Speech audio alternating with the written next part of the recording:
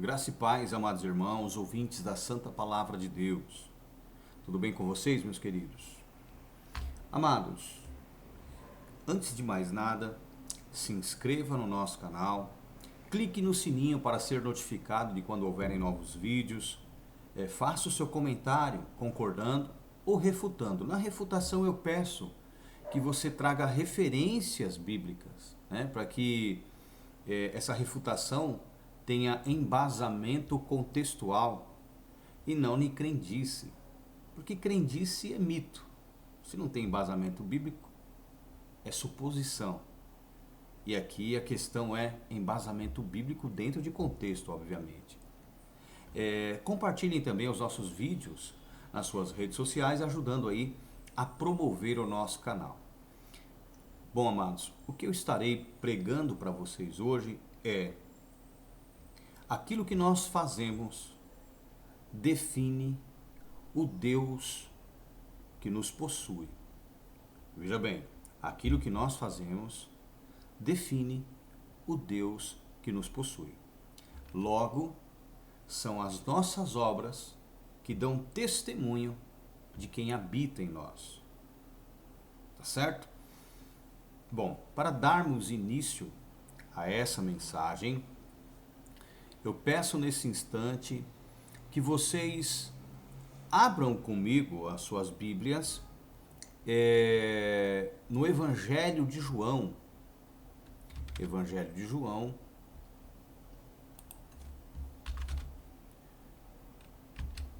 Evangelho de João, capítulo de número 14,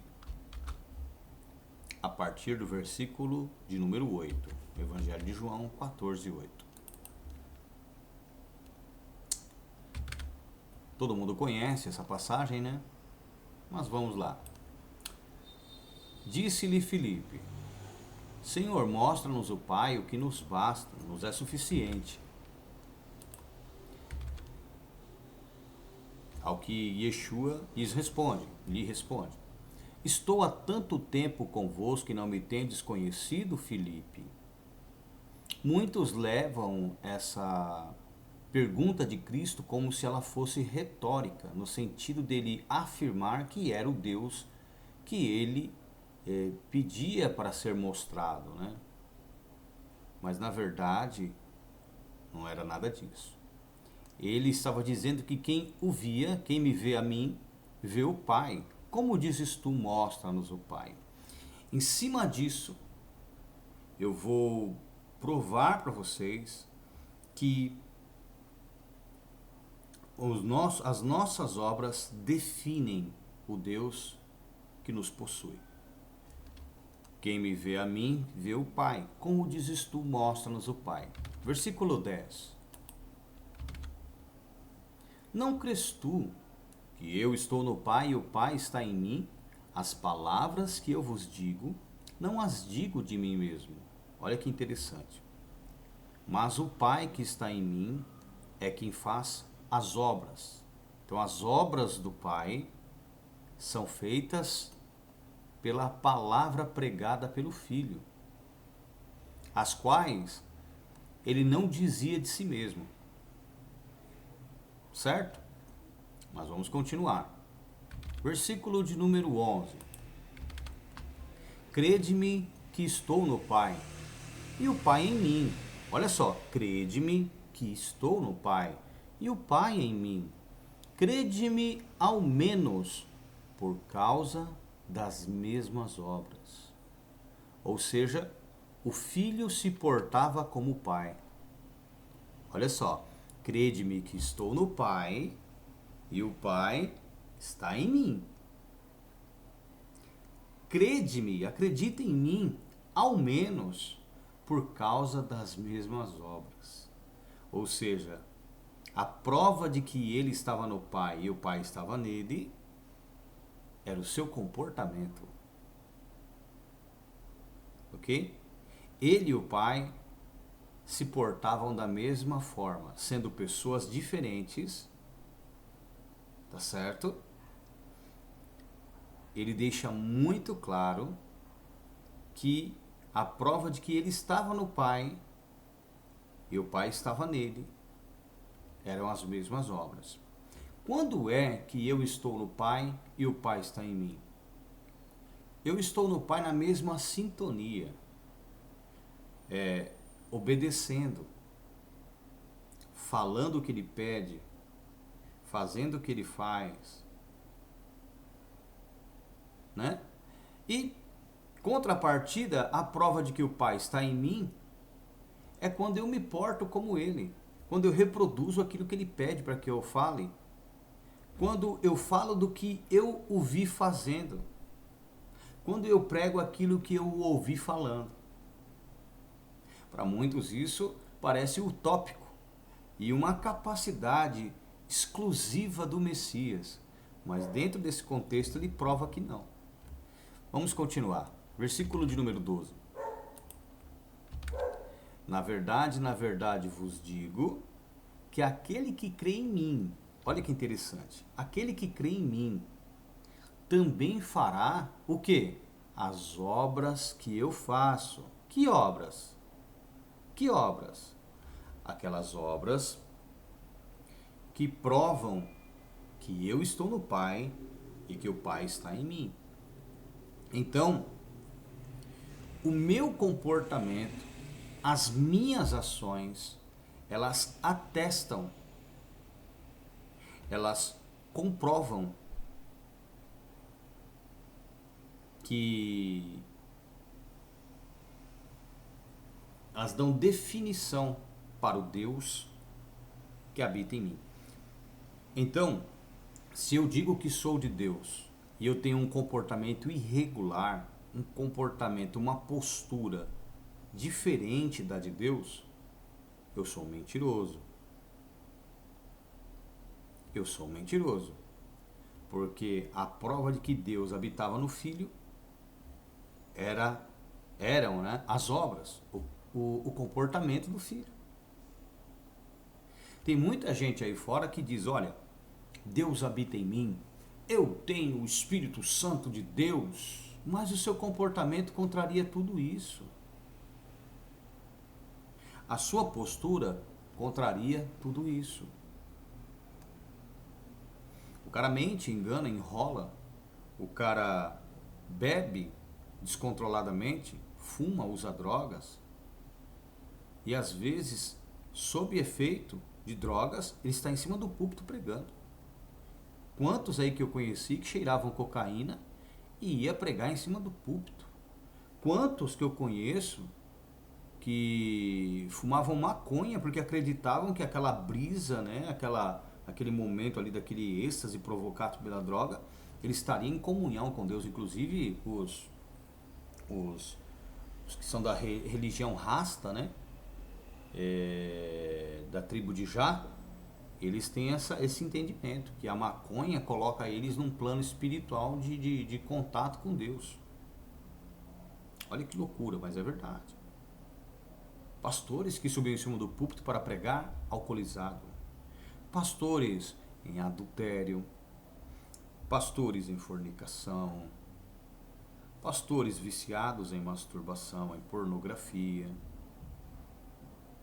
Pastores enganando. Pastores explorando o rebanho, roubando o rebanho. Pois é. Então, um indivíduo desse que diz que tem o Espírito Santo, ou seja, que Deus habita nele pelo seu Espírito, cara, desse é um mentiroso. Não tem como você dizer que Deus habita em você se o que você prega é contestado pelo próprio Evangelho, pela própria palavra, se a maneira como você vive é totalmente oposta à de Deus, se o comportamento que você tem não é o mesmo de Deus. E Cristo está dizendo isso aqui. Olha o que ele diz agora, na verdade vos digo que aquele que crê em mim também fará as obras que eu faço. Que obras? Aquelas que definem o Deus que em mim habita. Aquelas que provam que o Pai está em mim. Ou seja, as obras de Deus. Na verdade vos digo que aquele que crê em mim também fará as obras que eu faço. E as fará maiores do que estas. Por quê? Porque eu vou para o meu Pai. O que ele quis dizer? Vocês que são meus discípulos, acreditem em mim. Se vocês acreditarem em mim, também também farão as obras que eu faço. E as fará maiores. Ou seja, vocês terão muito mais tempo para fazer coisas muito maiores, as quais atestarão que Deus habita em vocês. Obras essas que definem o Deus em que vós habita. Por que define? Porque quando você se comporta como Deus, a definição que nós temos é que Deus está em você. Entendendo? Então nós entendemos que o seu comportamento define o Deus pregado por Cristo. Que o Deus que te possui é o Pai do Senhor Yeshua, o Messias. Porque quando nós nos portamos como o Messias, como o Yeshua, quando nós nos portamos como Ele, nós estamos expressando através do nosso comportamento o Deus que em nós habita. E o nosso comportamento nos dá a definição para que tenhamos entendimento de como se porta o Deus verdadeiro. Olha que coisa tremenda. Então quem conhece o Deus verdadeiro, olhando para nós, prestando atenção no nosso comportamento, fala, o verdadeiro Deus habita nele, o Pai do Senhor Yeshua. Quem não conhece, irá conhecer Deus através do nosso comportamento. Lembra a resposta que o Senhor dá a Filipe? Filipe, estou há tanto tempo convosco que não me tendes conhecido? Quem vê a mim vê o Pai. Como dizes tu, mostra-nos o Pai. Não crês tu que eu estou no Pai, que o Pai está em mim? Crede ao menos por causa das mesmas obras. Precisa falar mais alguma coisa? Não. Quando você vai para o sistema religioso, né, você encontra lá dentro o quê? Pessoas na frente de ministérios que eles criam, ministérios que não são bíblicos, correto? Aí você vê lá, grupo de oração, geralmente liderado, né, liderando esse círculo tem uma senhorinha, é a mais fofoqueira de todas, a mais contenciosa de todas, a que faz acepção, a que quer mandar, impor, sem o menor conhecimento bíblico, sem a menor postura. As obras provam que Deus não está nela. Quando você vai para o púlpito, ou para o altar, como eles costumam chamar, você vê ali pregadores, sejam o que eles chamam, né, porque eles têm diácono como um dom ministerial, né, e presbítero como um dom ministerial, e inferior a pastor, enfim, é uma bagunça. Bispo também, eles colocam como alguém superior a um pastor, né, um ministério acima antes de um apóstolo. Eles trabalham em linha hierárquica, né, ou seja, o cara começa como cooperador, aí sobe para evangelista, aí vai para diácono, daqui a pouco ele vai para presbítero, daqui a pouco ele vai para pastor, daqui a pouco ele vai para bispo, daqui a pouco ele vai para apóstolo. Aí não tem mestre, não tem profeta, porque eles acreditam que todos podem profetizar e não tem um ministério específico. Enfim, é uma bagunça, é uma bagunça. Evangelista é inferior. Então, bom, enfim. Quando você vai para o altar, o que você encontra lá, além dessa confusão, né, por falta de compreensão? Você encontra ali homens que você não pode confiar a sua vida, porque se você confessa um pecado para um indivíduo desse, ele sai contando primeiro para a esposa, depois para todo o rebanho. Às vezes até a esposa é a jornalista da igreja, conta para todo mundo o que ela ficou sabendo. Você tem ali um cara que ele recebe dízimos e ofertas excessivamente, né, porque você tem um lugar com 100 pessoas e cada uma dessas 100 pessoas elas contribuem com R$100, é só fazer a conta. 100 vezes 100, quanto que dá aí?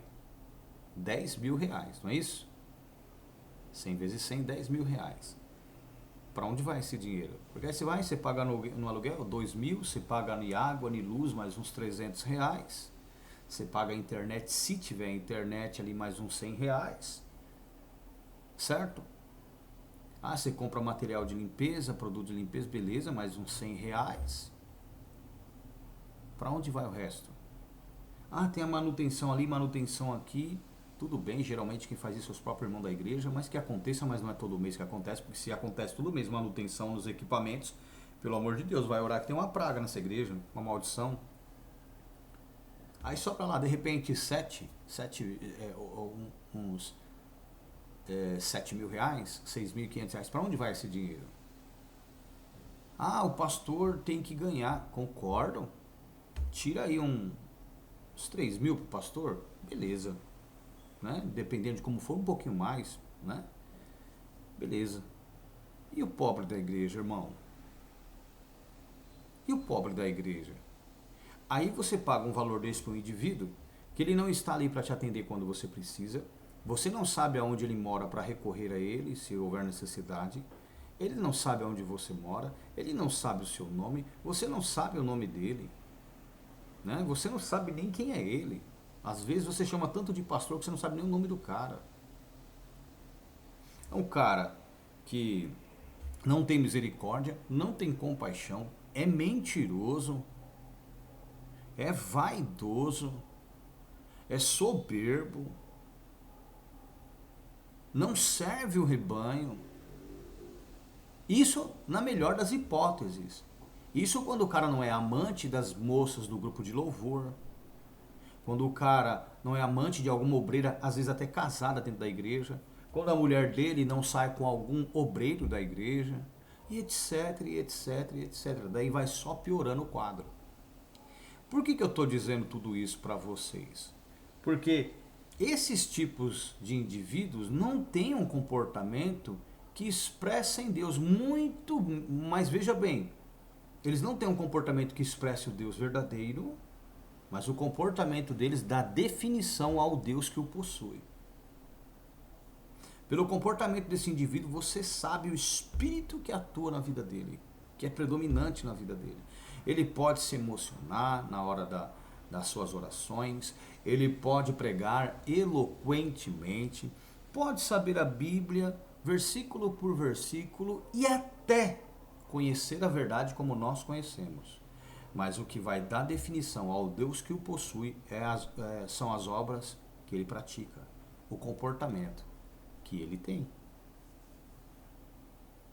E a minha preocupação é justamente em que vocês sejam éticos, renunciem toda a falsidade, toda a hipocrisia, toda a demagogia. Façam um propósito com Deus, digam: Senhor, a partir de hoje eu sou teu imitador. A partir de hoje eu vou me portar como seu filho, vou imitar seu filho, eu vou imitar o Senhor. A partir de hoje, Senhor, eu tomo posse do seu comportamento, das suas obras. A partir de hoje, Senhor, eu vou procurar ter dignidade e honra. Vou tirar a mentira dos meus lábios, a cobiça dos meus olhos, a ganância do meu coração, a vaidade de viver neste mundo. Eu vou renunciar o desejo de desfrutar daquilo que esse mundo tem. A partir de hoje, Senhor, eu só abro a minha boca para falar a tua palavra. A partir de hoje, Senhor, os meus comportamentos serão os teus. A partir de hoje eu estarei em ti. E peço que o Senhor habite em mim. Certo? Então, nós temos que expressar o Deus que nós servimos. Nós temos isso, né? Para quem não sabe, isso é maturidade. Isso é aperfeiçoamento. Isto é evolução espiritual.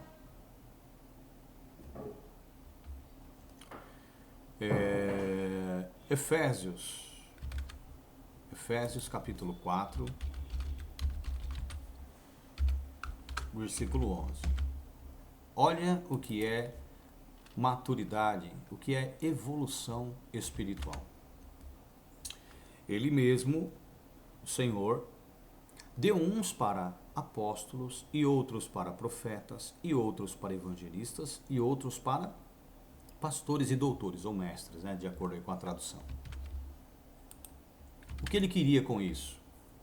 Querendo, né, deu esses dons ministeriais aos homens, querendo o aperfeiçoamento, a formação, o preparo, a capacitação, o amadurecimento dos santos, obviamente novos convertidos, para a obra do ministério, ou seja, para que eles sejam aptos para trabalhar no ministério singular, o qual é de Cristo, para a edificação do corpo de Cristo, que é a igreja.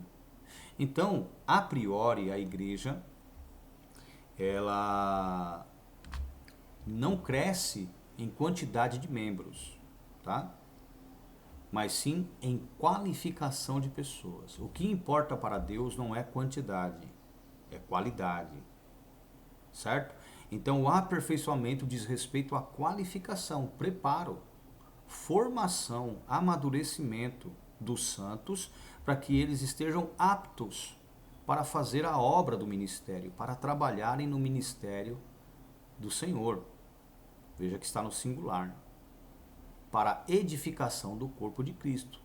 Como eu disse, a priori, a edificação do corpo não está necessariamente vinculada à quantidade de pessoas, mas sim à qualificação, o aperfeiçoamento das mesmas.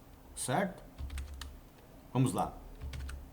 Até que todos cheguemos à unidade da fé. Então, até que pressupõe uma finalidade, um propósito, um tempo.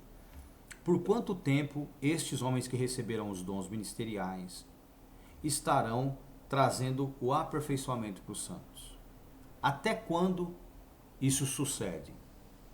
Até que todos cheguemos à unidade da fé e ao conhecimento do Filho de Deus. Ou seja, até que todos tenhamos a mesma fé de Cristo, de Yeshua, do Messias, e o mesmo conhecimento dele. O que para o sistema religioso é impossível de se alcançar. A mesma fé e o mesmo conhecimento. Só que quando nós voltamos lá para João, capítulo de número 14, versículo de número 12, o que ele falou para os discípulos? Aquele que crê em mim também fará as obras que eu faço e as fará maiores do que esta. Então ali a gente já vê o que? Obras diz respeito não só a se portar, mas também a sinais, prodígios e maravilhas realizados por aquele que creu. Certo? Então o indivíduo tem a mesma fé. Porque fé, quando nós lemos na Bíblia, nós entendemos fé só no que diz respeito àquilo que podemos realizar de miraculoso. Quando, na verdade, o termo fé, ele se aplica à realização de sinais, se aplica a conhecimento e se aplica à crença na existência de Deus. Certo? Então, sinais, Bíblia e crer no Deus da Bíblia. No caso, o Deus verdadeiro que se oculta na antiga aliança e que é manifestado através do Filho na nova. Até que todos cheguemos à unidade da fé e ao conhecimento do Filho de Deus, ao que? A varão perfeito. Mas eles falam que é impossível ser perfeito. Então, tem alguma coisa de errado, porque a finalidade pela qual o Senhor deu, uns para apóstolos, outros para profetas, outros para evangelistas e outros para mestres, é justamente levá-los, levar os santos novos convertidos à estatura completa de Cristo, a varão perfeito, à medida, olha a medida aqui, à medida da estatura completa de Cristo. O propósito, a finalidade da pregação do Evangelho é levar o crente à estatura de Jesus. Varão perfeito, à medida da estatura completa de Cristo. Não é 10%, não é 20%, é a estatura completa. Não é um varão falho, não é um varão limitado, não é um varão cheio de erros, mas é o que? Um varão perfeito, completo, formado, maduro, capacitado, apto para a obra do ministério. Certo? Então nós somos formados para termos o comportamento daquele cujas obras provavam que Deus estava nele. Se tivermos as mesmas obras, né, do Messias, estamos dando testemunho de que Deus habita em nós pelo Espírito. Poxa vida, hein? Por essa você não esperava, é ou não é? Versículo 14. Para que não sejamos mais, então a finalidade de alcançar a estatura de Cristo, né, de ser um varão perfeito, é para que não sejamos mais o quê? Meninos inconstantes, agitados, desequilibrados, como os líderes que nós vemos hoje nas igrejas. São inconstantes, oscilam. Uma hora creem do jeito certo, daqui a pouco abandonam o certo, volta para o errado de novo, porque eles não têm constância, eles não têm uma diretriz, eles não têm um objetivo, eles estão perdidos, porque eles acreditam que morrerão pecadores, acreditam que sempre serão imperfeitos, que nunca alcançarão a estatura de Cristo, que nunca serão como Ele, porque são convencidos pelo espírito da operação do erro, que distorce a palavra, conformando-os a uma vida pecaminosa, dando definição real, por meio dessa crença, do Deus que os possui, Satanás. Espírito da operação do erro. Para que não sejamos mais meninos inconstantes, levados em roda por todo vento de doutrina. O cara ouve um negócio ali, vai lá. Ouve um negócio acolá, vai lá. Não é? Para que não sejamos mais meninos inconstantes, levados em roda por todo o vento de doutrina, pelo engano dos homens que, com astúcia, enganam fraudulosamente. Então há necessidade de que nós tenhamos o quê? A estatura completa de Cristo. Para que nós não sejamos mais meninos. O menino, ele não se porta como o pai. O menino, ele é soberbo. O menino é vaidoso. O menino é audacioso. Não é? O menino é curioso, por isso vai daqui, ouve o negocinho ali, vai, ouve ali e fica nessa. Ele é inconstante. O menino é irresponsável, imaturo, incapaz. Mas quando o menino pensa, por ter sido formado, convencido a isso, de que ele é maduro e de que ele tem a capacidade de ser um líder, e ele assume uma igreja, tudo que você vai encontrar nos membros é molecagem, irresponsabilidade, inconstância, como que eu posso dizer? Desconfiança, incerteza, oscilação. É uma bagunça organizada. Porque eles colocam regras para pôr em ordem a bagunça que eles causam, que eles trazem, que eles fazem. E é assim.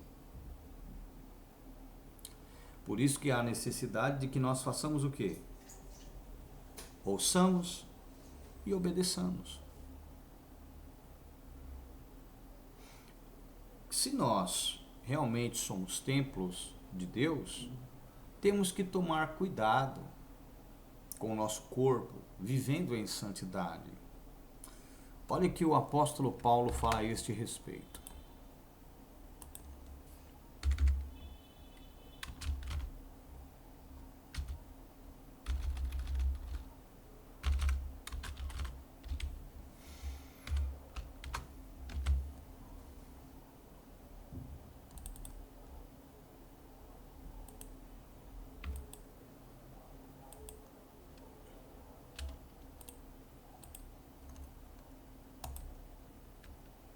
Olha só o que ele diz aí. 2 Coríntios, capítulo 6, a partir do versículo 1. E nós, cooperando também com ele, vos exortamos a que não recebais a graça de Deus em vão. Porque diz, ouvi-te em tempo aceitável e socorri-te no dia da salvação. Eis aqui agora o tempo aceitável, eis aqui agora o dia da salvação. Então não endureça seu coração. Deus está falando para você que Ele está te dando a oportunidade de se converter à verdade. Venha fazer parte da nossa igreja, né? Da igreja do Senhor. Versículo 3. Não dando nós escândalo em coisa alguma, para que o nosso ministério não seja censurado. Pegaram?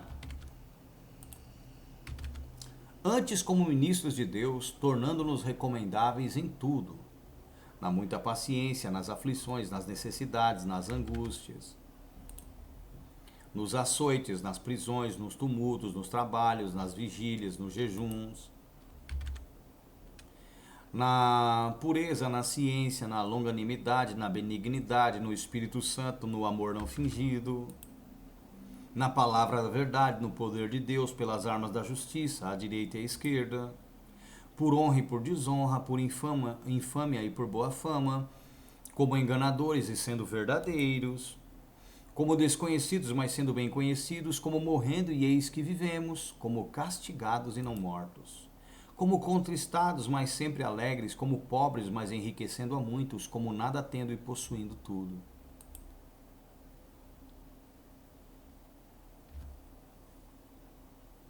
Ó Coríntios, a nossa boca está aberta para vós. O nosso coração está dilatado. Não estáis estreitados em nós, mas estáis estreitados nos vossos próprios afetos. Ora, em recompensa disso, falo como a filhos. Dilatai-vos também vós. Se abram para suportar aquilo que nós temos trazido, aquilo que nós temos dito aqui, aquilo que nós temos ensinado. Se abram para conosco, como nós somos para com vocês, né? Permitam com que nós entremos em suas vidas como vocês entraram na nossa. Desenvolvam a intimidade, a liberdade que nós demos a vocês para que possamos ajudá-los, para que haja entre nós sinceridade, verdade, justiça, caridade, amor, unidade. Olha aqui.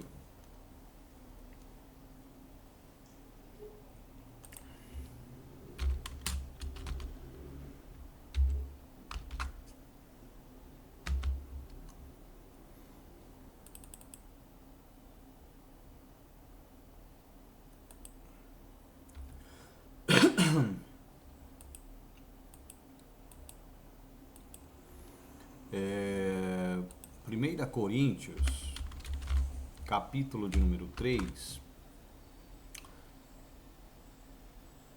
versículos de número 16 e 17. Prestem atenção nisso. Não sabeis vós que sois o templo de Deus e que o Espírito de Deus habita em vós? Olha só.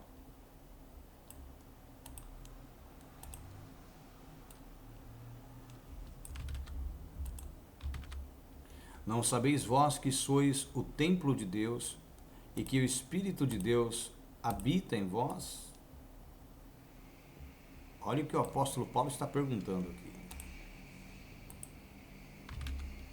17. Se alguém destruir o templo de Deus, Deus o destruirá, porque o templo de Deus que sois vós é o que, irmãos? É santo. O templo de Deus que sois vós é o que? É santo. Então nós temos que ser o quê? Santos, como aquele que nos chamou. O apóstolo Paulo fala também em Efésios, capítulo 5, a partir do versículo 1. Efésios 5, 1. Olha o que ele diz. Sede, pois, imitadores de Deus como filhos amados. Então nós temos que fazer o quê? Imitar a Deus. Quando é que nós imitamos a Deus? Com as mesmas obras. Lembra? João, capítulo de número 14, versículos de número 10, 11 e 12. E andai em amor como também Cristo vos amou e se entregou a si mesmo por nós em oferta e sacrifício a Deus em cheiro suave. Esse em oferta e sacrifício a Deus não é com a morte dele, tá? Porque Deus entregou o Filho à morte a alguém, tá? Aqui o Filho se entregou a Deus, mas Deus o entregou a alguém. Então entendam isso. Mas vamos continuar. Mas a prostituição, toda a impureza ou avareza, nem ainda se nomeie entre vós, como convém a santos. Nem torpezas, nem parvoices, nem chocarrices, que não convém, mas antes ações de graças. Vamos entender o que é isso aqui.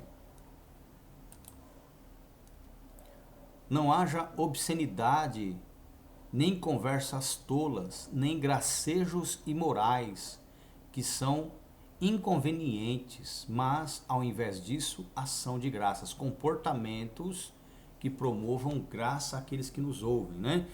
E nos veem. Veja bem, não haja obscenidade, nem conversas tolas, nem gracejos imorais, que são inconvenientes, que não convêm aos santos.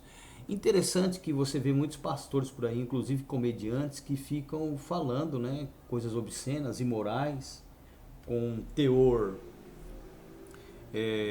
de gracejo, e muitos crentes adoram, inclusive compartilham os vídeos, né, desses indivíduos. Mas vamos lá. Padres também que têm feito isso. Versículo 5. Porque vocês podem estar certos disto: nenhum imoral, nem impuro, nem ganancioso, que é idólatra, tem herança no reino de Cristo e de Deus. Eu coloquei na versão NVI aí para ficar bem claro para vocês, tá? Versículo 6. Porque vocês podem estar certos disto: nenhum imoral, nem impuro, perdão, versículo 5, né? Porque vocês podem estar certos disso, que nenhum imoral, nem impuro, nem ganancioso, o que é idólatra, tem herança no reino de Cristo e de Deus. Versículo 6. Ninguém os engane com palavras tolas, porque é por causa dessas coisas que a ira de Deus vem sobre os que vivem na desobediência. Portanto, não participem com eles dessas coisas, não tenham este mesmo comportamento. 8. Porque outrora vocês eram trevas, mas agora são luz no Senhor. Vivam como filhos da luz. Por quê? Vivam como filhos da luz. 1 João capítulo 1, versículo 5. Porque Deus é luz, e nele não há trevas nenhuma. Pois o fruto da luz, o comportamento da luz, consiste em toda bondade, justiça e verdade. E aprendam a discernir o que é agradável ao Senhor. Não participem das obras infrutíferas das trevas, antes exponham-nas à luz. E na versão revista e corrigida, diz assim, olha: não comuniqueis com as obras infrutuosas das trevas, mas antes condenai-as, reprovai-as. Não aceitem essas obras. Porque o que eles fazem em oculto, até dizê-lo é torpe. Quantas pessoas estão na igreja, meus amados irmãos, que têm uma vida camuflada? Quantas pessoas que estão na igreja aí, que estão condenadas e estão à frente da obra, né? Então, pelo que nós lemos aqui, como que se portam os filhos da luz, aqueles que são luz no Senhor? Como que eles se portam? Eles se comportam como o Pai, eles se comportam como Deus. Eles não vivem na prática do pecado, eles não vivem na imoralidade, não, eles expressam Deus com o seu comportamento e não Satanás, não faz o menor sentido. Se eu vivo na prática do pecado, eu estou dando definição do Deus que em mim habita, ou seja, o diabo. Eu não tenho o Espírito Santo, eu tenho o Espírito da operação do erro, o que é e o que se passa por Espírito Santo em muitos crentes, enganando um monte de gente. O cara mete uma gravatinha, uma Bíblia debaixo do braço e pronto, fala umas coisas legais para as pessoas ouvirem, expulsa os demônios, realiza uns milagres, a pessoa fala: poxa, Deus está aqui. Não está, ali é o Espírito da operação do erro. E o cara que é possuído por esse espírito, ele também pensa pelo entendimento errado, né? O espírito errado que foi formado nele, ele pensa que ele está sendo possuído por Deus, que ele é um homem de Deus. Ele não consegue se enxergar, ele não consegue se julgar. Paulo fala em 1 Coríntios 11, nos versículos de número... versículo 31, né? Se nós julgássemos a nós mesmos, nós não seríamos julgados. Entendeu? Aí no 32, se eu não me engano, ele fala: mas quando somos julgados, somos repreendidos pelo Senhor para não sermos condenados pelo mundo. Vamos conferir?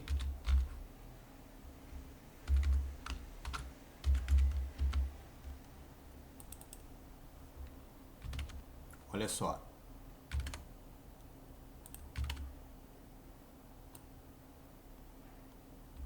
Porque se nós julgássemos a nós mesmos, não seríamos julgados.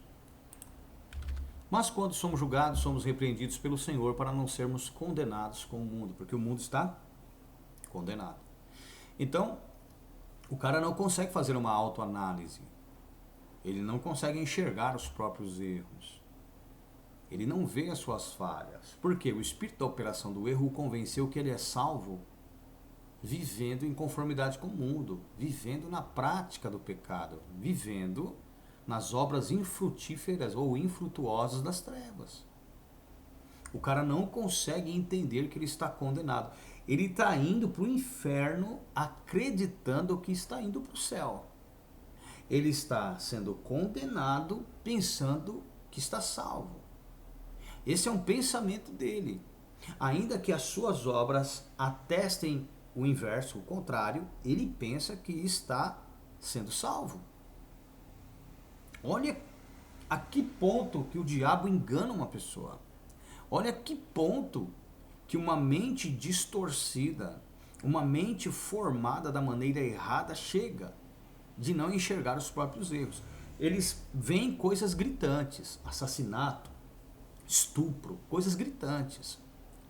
Mas as coisas que dizem respeito a si, eles não conseguem enxergar. Eles não percebem. Por que isso?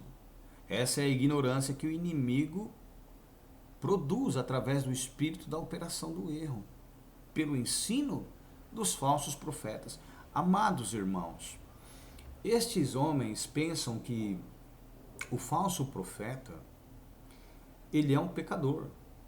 Não, irmão, o falso profeta, ele engana com aquilo que ele profere, com aquilo que ele profetiza, com aquilo que ele prega, com aquilo que ele ensina. O pecado não necessariamente revela um falso profeta. Porque às vezes o cara tem o conhecimento da verdade, mas ele não vive a verdade que ele conhece. Beleza. Esse cara se enquadra lá em Mateus 23, versículos de número 1, 2 e 3, onde o Senhor fala: na cadeira de Moisés estão assentados os escribas e fariseus. Aí ele fala bem assim, ó: praticai tudo quanto vos ordenarem, mas não vivais em conformidade com as suas obras, porque pregam e não vivem. Mas veja bem, praticai tudo que vos ordenarem. Faça o que eles estão ensinando. Então ali, nesse primeiro instante, ele está tratando de parte dos fariseus que pregavam coisas úteis, coisas que, sendo obedecidas, edificam os obedientes, os ouvintes. Mas ele falou: não procedais em conformidade com as suas obras, porque pregam a verdade, mas não vivem-na. É diferente. Agora, o falso profeta, por definição, ele tem a aparência de justiça, mas nega a sua eficácia. Eles negam a eficácia da graça, que consiste em levar o indivíduo, através da renúncia, à estatura de Cristo. Prepará-lo, né, para a vinda do Senhor em santidade. Eles pregam a palavra de maneira distorcida. Interpretações particulares, muitas vezes exclusivas, que passam a ser a doutrina do rebanho crente naquilo que ele está ensinando. E esses ensinos falsos tendem a levar as pessoas a uma crença equivocada de que, vivendo na prática do pecado, elas estão salvas. Tem um indivíduo aí, dois indivíduos na internet que pregam baseados em Hebreus 9, 26, em que o pecado foi aniquilado. Só que eles não leem o versículo 28, que fala que a aniquilação do pecado é a retirada do pecado de muitos, não de todos. Né? E esses muitos são poucos, perto do tamanho da multidão que houve. Então esses caras que pregam a palavra de maneira distorcida, baseados em versículos isolados, na maioria das vezes, caras que pregam contra batismo, caras que pregam, como que eu posso dizer, que é impossível ser santo, é impossível ser perfeito, todos nós somos pecadores, são indivíduos enviados por Satanás que distorcem a palavra de Deus baseados em versículos isolados ou interpretações pessoais, certo? Criam doutrinas como essas, conformando as pessoas a uma vida que atesta por meio das obras que quem os possui é o espírito da operação do erro, Satanás. Fazendo com que as pessoas que são possuídas por esse espírito achem que são cheias do Espírito Santo, que são de Deus e que têm garantida a sua salvação por intermédio da crença nessa doutrina distorcida que eles trazem, um evangelho paralelo. Então, o que eu prego aqui é para que vocês entendam. O comportamento de vocês dá testemunho do Deus que os possui. Define o Deus que os possui. Ok? Se de repente você é inconstante, quem era aquele que não permaneceu na verdade? Satanás. Se você tem comportamentos pecaminosos, essas obras são de quem? De Satanás. Quem é que te possui? Se você é hipócrita, quem te possui? Mesmo falando a verdade, mesmo tendo todo o conhecimento que nós temos aqui, quem que te possui? Que espírito rege a sua vida? Que Deus que você expressa? Que definição as pessoas terão do Deus que você interioriza? Então vai de você.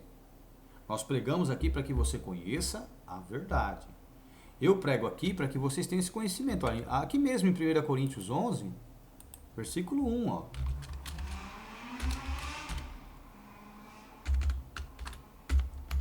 Olha só o que diz aí. Olha o que Paulo fala.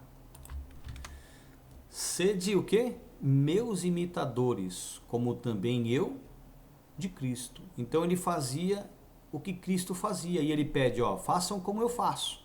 Imitem Jesus, imitem Yeshua. Porque as obras de Yeshua revelavam Deus. E ele disse aos apóstolos que se crescem nele, não só fariam as obras que ele fazia, que revelava a Deus, como fariam maiores ainda, ou seja, teriam muito mais outros acontecimentos, outros fatores, muitas outras práticas, as quais quem olhasse para eles viriam o Deus que hoje eles viam em Cristo. Então tomem cuidado com as coisas que vocês têm ouvido. Quem é de Deus, expressa Deus. Quem é de Deus é santo. Se você realmente é um templo de Deus, se Deus realmente habita em vocês, vocês têm que levar uma vida santa. Ter as obras de Deus. Para a gente concluir esta mensagem, eu peço que você abra comigo a sua Bíblia em 1 Pedro, capítulo 1, a partir do versículo de número 13. Olha o que o apóstolo ensina. Portanto, cingindo os lombos do vosso entendimento, vamos entender essa metáfora, NVI. Portanto, estejam com a mente preparada, prontos para a ação. Olha que coisa. Sejam sóbrios e coloquem toda a esperança na graça que lhes será dada quando Yeshua, o Messias, for revelado.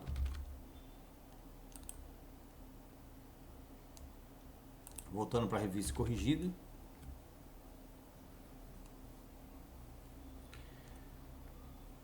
Sede sóbrios e esperai inteiramente na graça que se vos ofereceu na manifestação de Yeshua, o Messias. Eu mudei aqui porque na NVI dá a entender que é algo futuro. E isso aqui que já aconteceu, certo?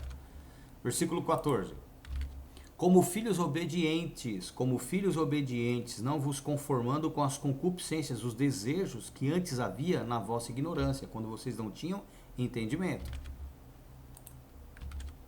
Mas como é santo aquele que vos chamou, ou seja, Deus, sede vós também santos em toda a vossa maneira de viver. Versículo 16. Portanto, escrito está, sede santos, porque eu sou santo. Amém, meus amados? Queridos, nós ficaremos por aqui, mas eu peço que você possa colaborar conosco através dos seus dízimos e das suas ofertas pelo Pix no CPF 185-183-398-63 ou no Pix pelo celular no 119-8679-6974.